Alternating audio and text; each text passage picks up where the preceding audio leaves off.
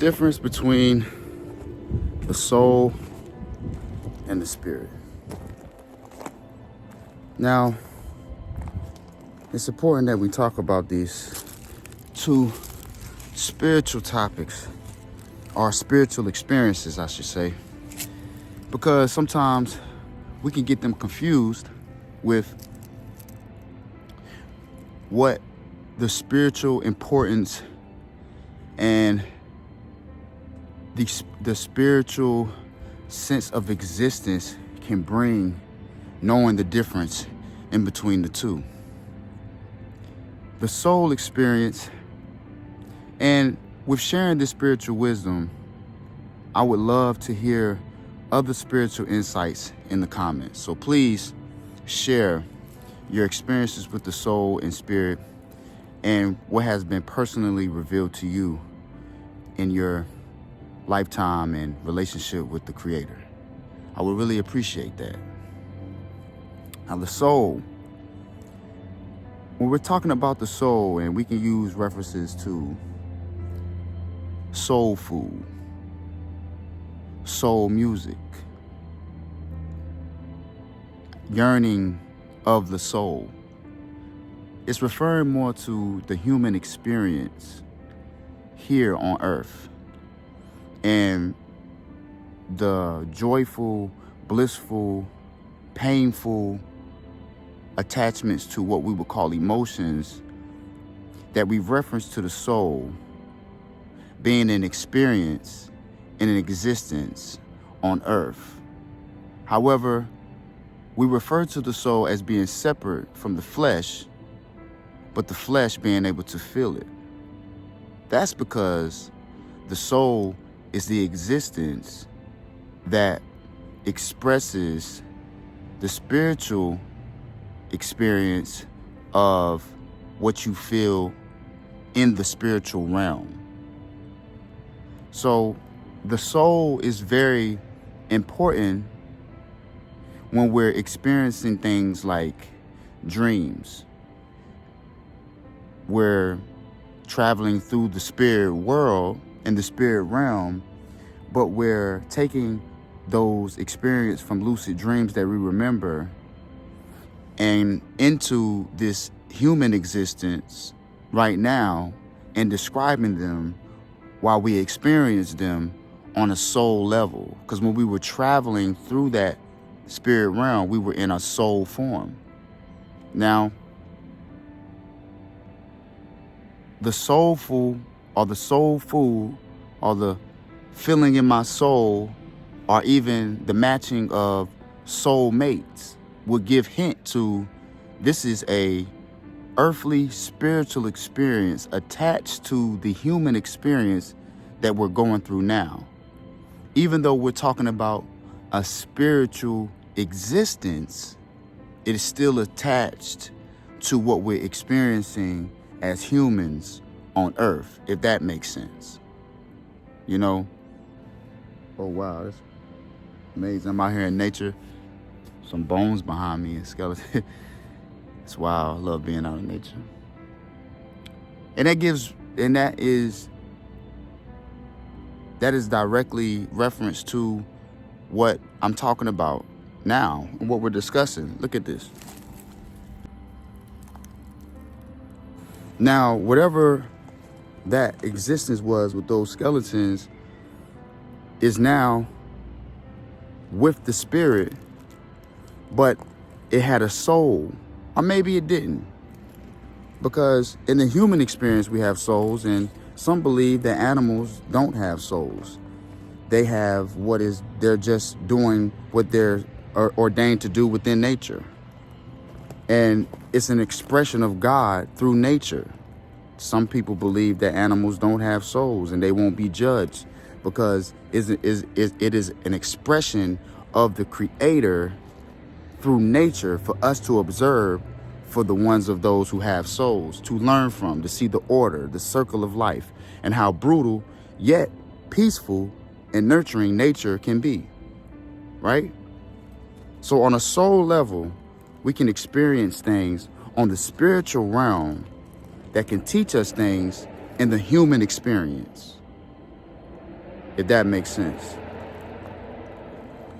One thing that brought me here right now to talk about the soul and the spirit was a dream that I had to bring a discussion about this within a dream on how I feel like I'm the most closest to the eternal part of myself when I'm dreaming. And I have videos talking about how I have a philosophy about how I believe that dreams are actually what's real. Dreams being what's real, and what we see now being an illusion or mirage. Meaning, my hand here, it looks like a hand to the eye on a macro level, but on a micro level, we will see cells, skin cells, molecules, bacteria. And then we go even deeper into a subatomic level. We'll see molecules, nuclei, cells. Then we go even deeper and we'll see energy, frequency, waves. This is not as it appears to be as we see it through these two lenses that we call eyes. It is much more of a mirage of what is more than what it is that we think that we see, which is why the quantum truth goes, when you change the way you look at things, the things you look at change. Now, the soul can teach us a lot. We can feel that our soul is drained, our soul is exhausted. We need to replenish our soul because it's directly related to the human experience here in what we call life. And it's directly related to the personal reality of an individual, even though there is an illusion of separatism between humanity in a sense, in which we'll discuss that later when we talk about the spirit.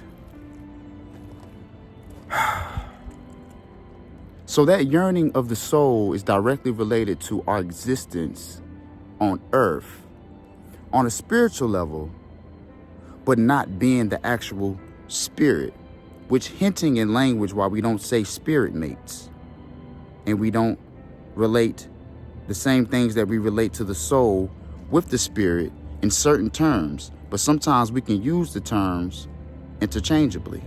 So it can get spiritually confusing on some levels, but we're here to have this discussion to clear some things up. It's important to understand that the soul is always seeking and yearning for connection, seeking to intertwine with the power of the source, which is why the soul connects with creativity. The soul connects with other individuals in relationships, always seeking to find a connection. Now let's talk about the spirit. Now ultimately the spirit is consistent, all-powering, and very much the source of all things, which is why the soul is yearning for a connection and understanding to make it back to the higher self, which would be the spirit. The spirit is what the soul yearns to connect with, the timelessness of the infinite source of all things, of which all come from, which is why some say, and in quantum physics, they talk about the illusion of separatism, the first dimension, unity, being everybody is one. Because when we transcend the human experience, in the emotional charged thoughts that are connected to the soul, which yearns to connect with the spirit, and we get to the spirit, which some call the higher self, we transcend above all of that and go into a different cosmic consciousness of becoming our own light. which means that all would be one, timelessness, before the earth was born. And you were consciousness, or it was consciousness, the first dimension. Envision the singularity. Now, this was hard for me to understand because of the personal realities and desired individual realities of an individual soul. But since the soul is connected to making a connection and constantly seeking an understanding to get closer to the infinite source of spirit, and we can define spirit in many different ways, but it really has no different definition at all. It's indescribable. We get to a place where we transcend everything that we thought is even existence. And this is when we're in spirit. And this is when we can connect with spirit to our higher self on what we call the God within. It's a constant journey of self-mastery that most may never get to. But if we ever were to achieve self-mastery, we will become closer and one with the Creator and the Spirit. Now, our soul is yearning for the connection with the consistency of the Spirit, because it is the all-powerful, is where everything derives from. But in order for us to do so, we're just simply going off the human experience of the soul and traveling through spirit realms in a soul form, which is connected to the human existence that we're going through right now. To truly find what spirit is and to connect with the spirit, we have to accept the fact of the oneness of humanity. And separation is an illusion. But Malcolm X has a profound quote where he says, if man can't accept the oneness of God, how can we accept the oneness of each other? The oneness of humanity is difficult on this place we call Earth, which is why it has certain philosophies of certain ethnicities of people that are without souls. Because if they were truly seeking to connect with the source during this human experience, how could they do such horrific things? How could they oppress people? How could they destroy the planet in geosciences and planetary wellness and jeopardize that all for prideful, meaningless issues and problems? But what I'm finding through the elements of wellness is that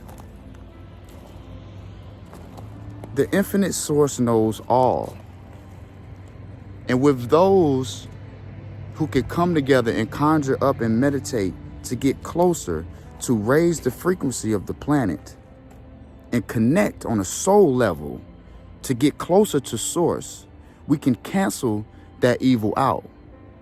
Come back to the singularity of all being one once we transcend over this earth plane, over this human experience of emotions, and see that once we go to the level of the creator, once we rise above this earth plane into what we would call the cosmic consciousness, we will see that none of that really matters. All is one that came and derived from one source, the singularity of the creation of where everything became created. And I think that this is a very, very deep philosophy, because we use these two words interchangeably, not really understanding the difference in between the two. Now, I would like to build more on this in the comments with people who have a spiritual wisdom and a personal relationship with God where they will reveal certain things about the spirit and the soul. I'm very interested to hear other people's insight on this eternal topic. Peace and wellness to the family.